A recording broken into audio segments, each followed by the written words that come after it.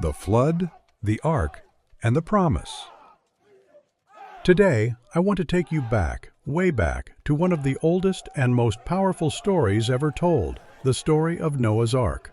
It's a story found in the book of Genesis. A story not just about animals and a big boat, but about obedience, faith, judgment, and mercy. It's a story that challenges us to reflect on the world we live in and the kind of people we choose to be. The world before the flood. The story begins in a time when the world had gone astray. According to the account, people had become corrupt. Violence filled the earth. Humanity had turned away from God's ways and lived only for themselves. And it says in Genesis chapter 6, verse 6, "The Lord regretted that he had made human beings on the earth, and his heart was deeply troubled." That's a striking sentence, isn't it? It shows us that what we do matters. It reminds us that our choices affect not only ourselves, but the heart of the Creator who made us. The world, a righteous man. But even in that dark time, there was one man who stood out, Noah. Noah was described as a righteous man, blameless among the people of his time, and he walked faithfully with God.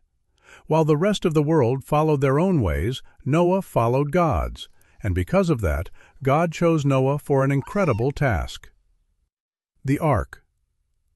God told Noah that he would send a great flood to cleanse the earth, but he gave Noah a plan for salvation, not just for himself, but for his family and for the animals. God instructed Noah to build an ark, an enormous boat, 300 cubits long, 50 cubits wide, and 30 cubits high.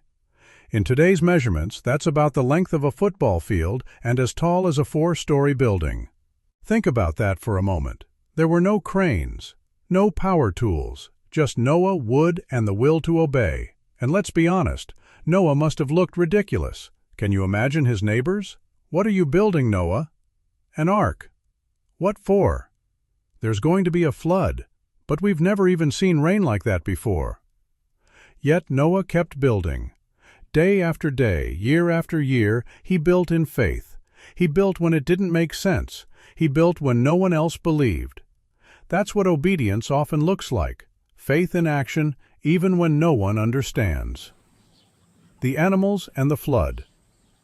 Eventually, the ark was complete, and just as God had said, the animals came, 2 by 2, birds, beasts, crawling things of every kind, and Noah, his wife, his 3 sons, Shem, Ham, and Japheth, and their wives, all entered the ark. Then the rain began to fall, not just from the sky. The Bible says the fountains of the great deep burst forth as well.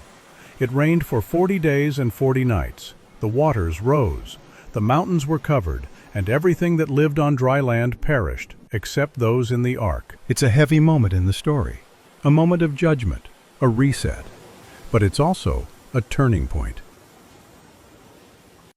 A new beginning.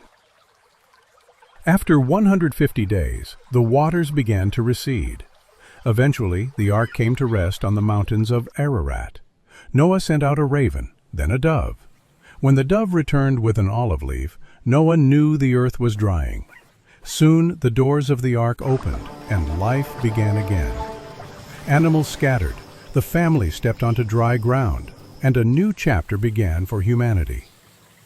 And then, God made a covenant. The rainbow and the promise. God said, "Never again will I destroy all life with a flood."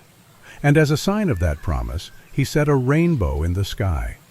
The rainbow is more than just beautiful. It's a symbol of mercy, a reminder that even after judgment, God's heart is for restoration.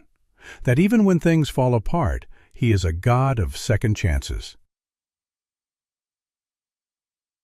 The message for us today. So what does this ancient story have to say to us? 1.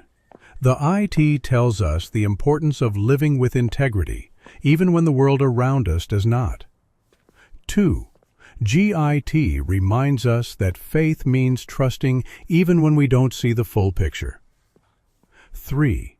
ITIT shows us that obedience to God may not always be popular, but it always has a purpose. 4. And finally, It tells us that no matter how bad things get, there is always hope. One separation for us. The story of Noah's Ark is more than a tale from long ago. It's a mirror to our own time, a call to examine our hearts, a call to walk faithfully, to build our lives on something solid, even when others laugh, and to remember that, just like in Noah's day, we serve a God who saves, who restores, and who keeps His promises. Thank you for watching.